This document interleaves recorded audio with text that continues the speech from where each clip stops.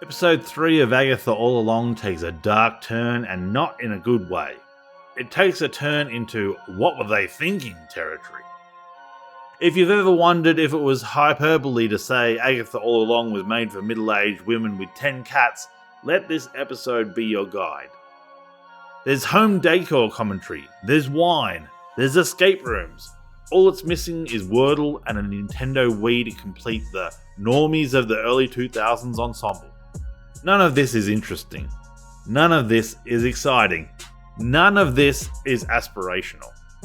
This is the most mundane trash. So much so that you will forget you're watching a Marvel television show. You want the heroics of Captain America? Get out of here. You want the technology of Iron Man? Shoo! You want the inner turmoil of the Hulk? Be gone! We've got a nice, quiet Sunday afternoon on the couch, sipping red wine and solving a crossword while baking a souffle.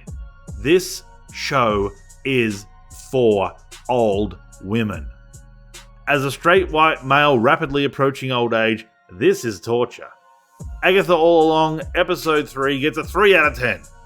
One of those points was because I had hoped they would all drown. Anyway, I'm still going to review it in case there's any adult males out there who want to know if it's worth watching. So far, it's a big fat no. Anyway, on to the spoilers, if you can call them that. So we ended episode 2 of Agatha All Along with the gang being chased down into the door in the floor of the basement into some kind of twilight forest. That's where episode 3 of Agatha All Along finds us. For some reason, Sharon thinks everything is normal. Oh, this is just a tunnel under your house, and not a door that magically appeared on the floor after they all chanted a song, especially after she was tortured by a witch for years. She knows magic exists. She knows witches exist. Stop with the confusion. She has to be a mega witch herself. There's no other way. She's feigning ignorance to draw attention away from herself, surely. So, on the road they have to go through trials.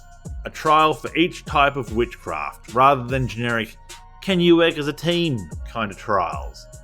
How's that going to work when one of them isn't a witch? Does the teen step in?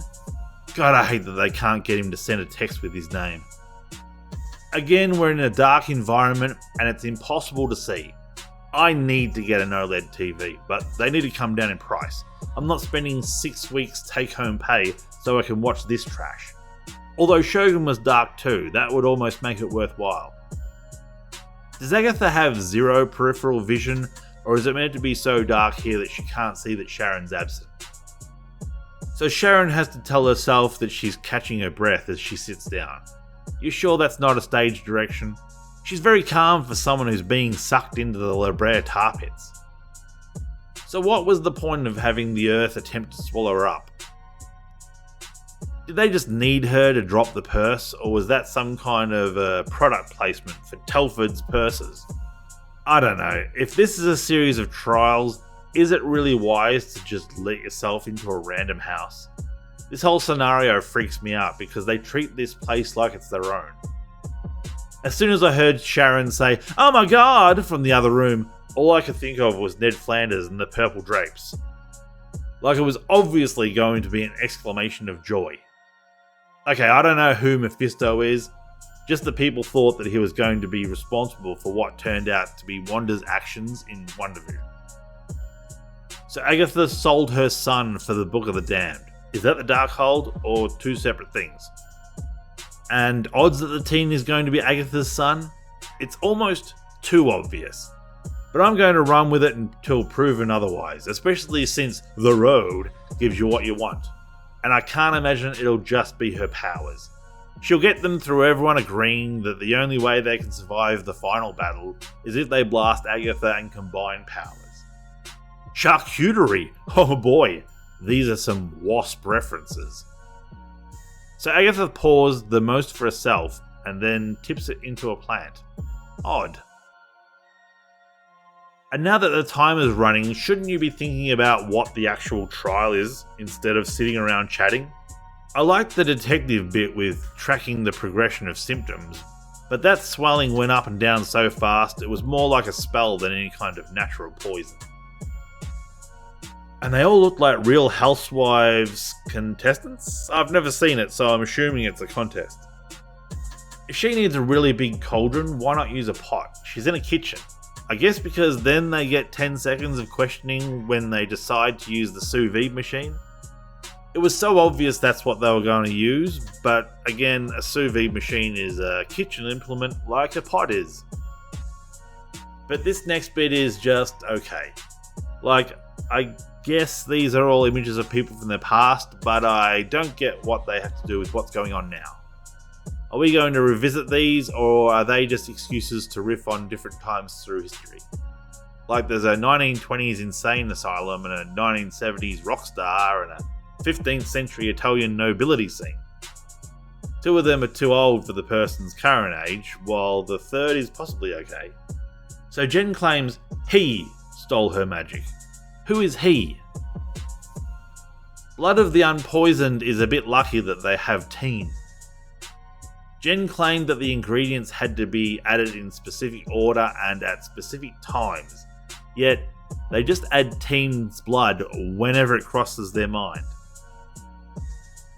I thought they missed that perfect opportunity for a Hansel and Gretel reference, but I guess you could claim that's what they did there, so I'll allow it. Weird that the cracked window wasn't the one to break. Sharon's dead? I don't believe you. Who's Sharon? Seriously? Okay, and that's the end of episode 3 of Agatha All Along. My god, they're only 30 minutes, but they feel like an hour. Nothing is interesting about these episodes, like, give me some insight into the witches. Are they born witches, or do they become witches through a deal with the devil? This one they may as well be brewing beer. This is a 3 out of 10 because it's so boring and dumb. What was the selling point of this show? A witch and a teen go on an adventure with 3 other witches and an old lady? How did this get greenlit? What is Agatha's character? She's a witch who doesn't like other witches or anyone. She's lost her powers and has to work together with others to get them back. She's unlikable. Who likes Agatha? How could they improve it? I don't know, maybe have some kind of trial that requires them to learn from each other or combine their specialities. If it's just one witch being tested after another, it's going to seem like an eternity. Or have the scenes set during Salem witch trials. Show us how the Salem 7 came to be and what kind of threat they represent. Right now they're very vague. The big thing at the moment is what happened to Agatha's son. I'm guessing it's the teen, but he says he has parents he knows. Could be adopted, or Agatha's son could be boif. Anyway, hopefully episode 4 of Agatha All Along picks up the pace and has some cool plot points, and not just old women sitting around drinking wine. Thanks for watching. If you like what you saw, please consider subscribing. I release reviews occasionally when time allows, and a thumbs up would be a big motivator for further reviews. If you didn't like it, feel free to leave a thumbs down and let me know how I can improve in the comments below. Anyway, I'm Mixy, thanks for your time, and have a good one.